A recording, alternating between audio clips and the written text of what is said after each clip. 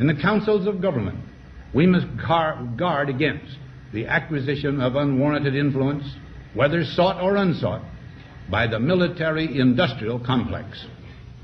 The potential for the disastrous rise of misplaced power exists and will persist.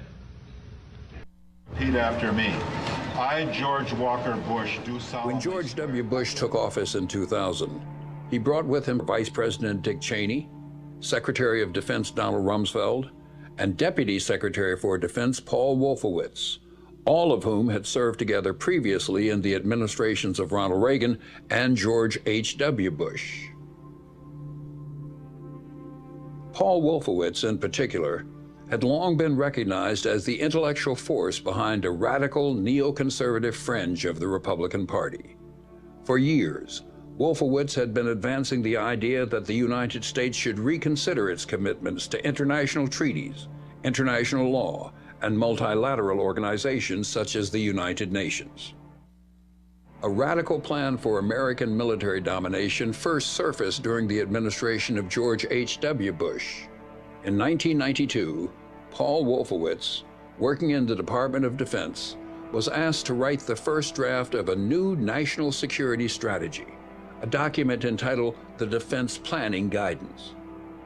The most controversial elements of what would later come to be known as the Wolfowitz Doctrine were that the United States should dramatically increase defense spending, that it should be willing to take preemptive military action, and that it should be willing to use military force unilaterally, with or without allies. This new reliance on military force was necessary, according to Wolfowitz, to prevent the emergence of any future or potential rivals to American power, and to secure access to vital resources, especially Persian Gulf oil. Out of power during the Clinton presidency, Wolfowitz and his colleagues affiliated themselves with a number of influential conservative think tanks. In 2000, they would craft yet another proposed national security strategy, this one published by a right-wing think tank calling itself the Project for the New American Century. At its core, the document revived the Wolfowitz Doctrine.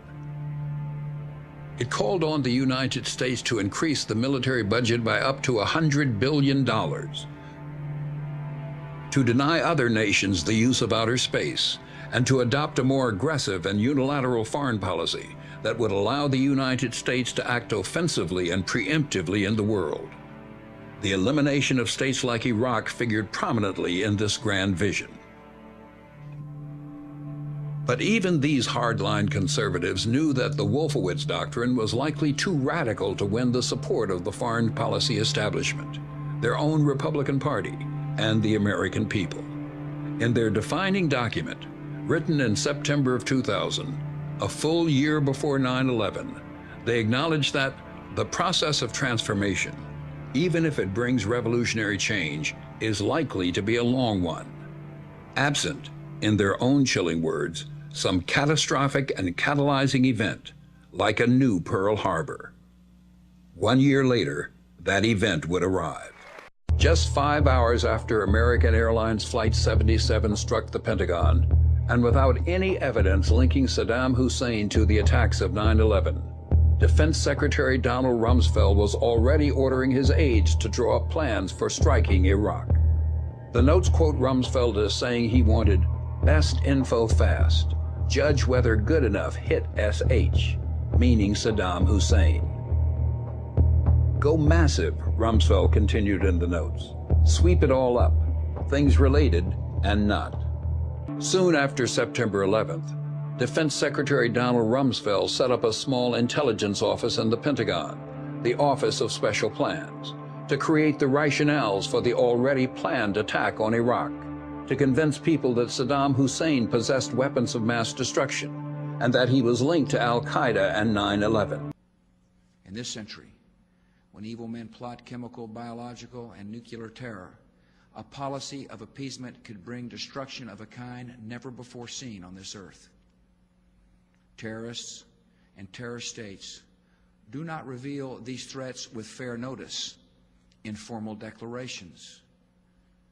And responding to such enemies only after they have struck first is not self-defense, it is suicide. The security of the world requires disarming Saddam Hussein now. And all nations should know America will do what is necessary to ensure our nation's security. We'll be deliberate, yet time is not on our side. I will not wait on events while dangers gather.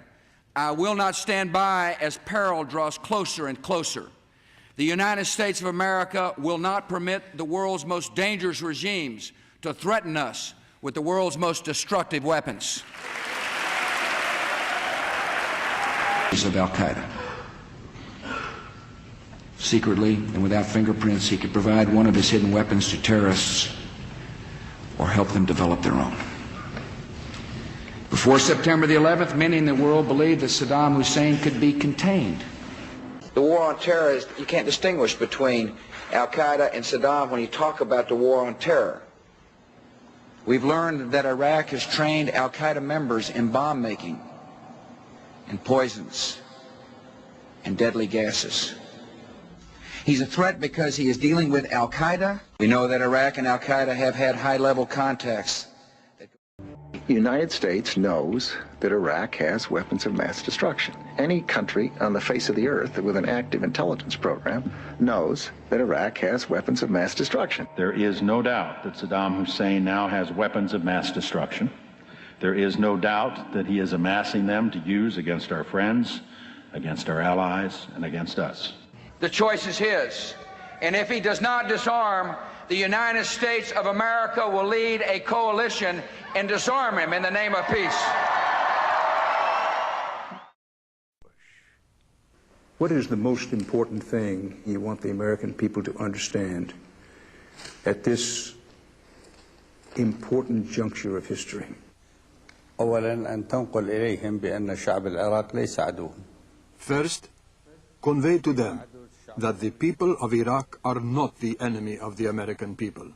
وإذا أراد الشعب الأمريكي أن يعرف المزيد عن If the American people would like to know the facts as they are, through a direct dialogue, then I am ready to conduct a debate with the President of the United States, President Bush, on television. أقيم حوار مع السيد I will say whatever I have to say about American policy. الأمريكية على التلفزيون. He will have the opportunity to say whatever he has to say about the policy of Iraq.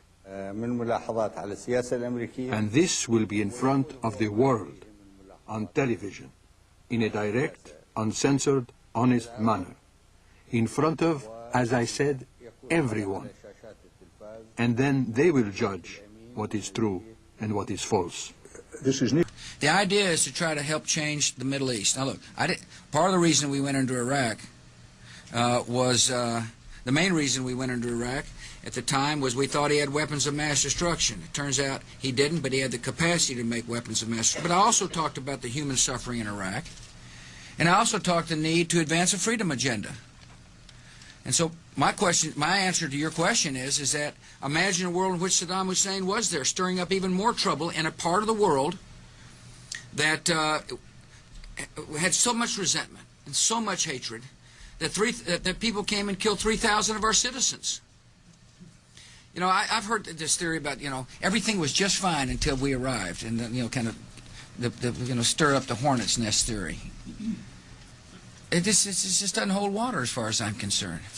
The terrorists attacked us and killed 3,000 of our citizens before we started the freedom agenda in the Middle East. What did Iraq have to do with what? The attack on the World Trade Center. Nothing, except for it's part of, and nobody's. حط نقاط على الحروف في السياسة وفي غير السياسة. ولذلك الصهيونية والأمريكان المسؤولين يكرهون صدام حسين، ويكذب البيت الأبيض مرة أخرى، وهو كذاب رقم واحد بالعالم مكشوف، لأنه قال بالعراق كيمياوي وعلاقة مع الإرهاب، ثم صرح لاحقا أنه لم نعثر على شيء من هذا في العراق. أن يجلس هنا ويحاكمني، طز عليه قلت المصريين وعلى كيان الهزيل. او لو يجي بوش ويقعد هنا ويحاكمني ما يهمني، طز عليه وعلى كرسيه وعلى ابوه الذي قبله، طز هنا. Is advised.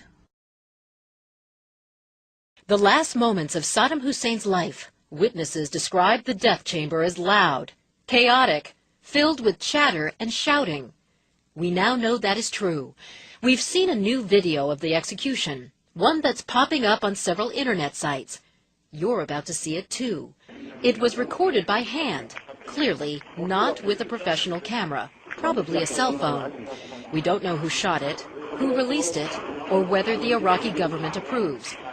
You'll see and hear Hussein's executioners taunting him, chanting support for Shiite cleric Muqtada al-Sadr, and a defiant Hussein, repeating their taunts sarcastically. Our translators provided the subtitles.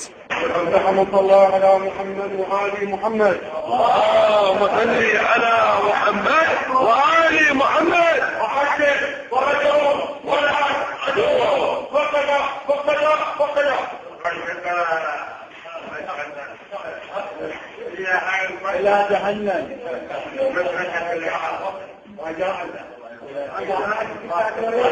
يعيش محمد باطل الصالح لا جهنم الرجل فيها لا أرجوك رجاء بالله لا إله إلا الله يبارك مبارك أن محمد رسول الله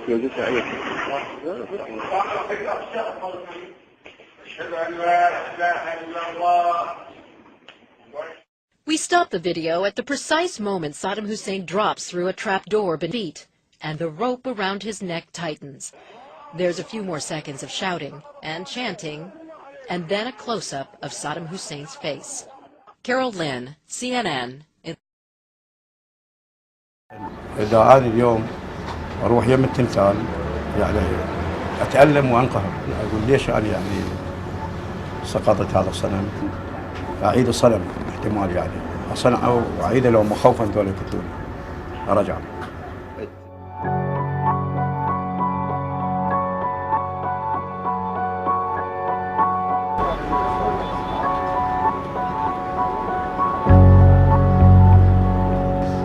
أنا أكثر من عائلتي يعني أكثر من 14 15 شخص معدوم، كنت فرحان بشكل يعني دخلوا الأمريكان وخلصونا من نظام صدام البائد.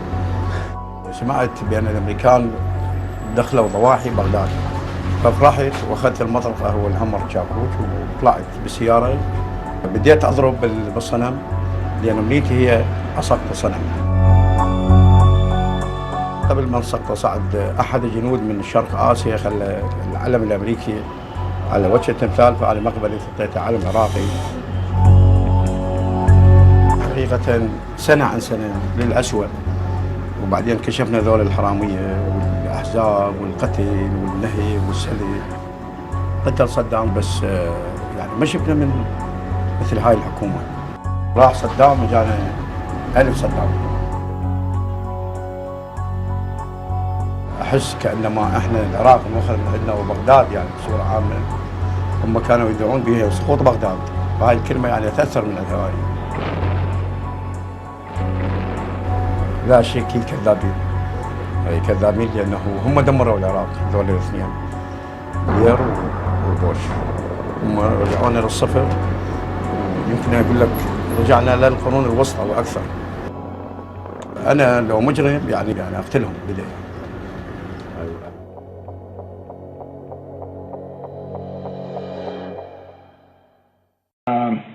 One of the problems, not specifically on this issue, just in general, let's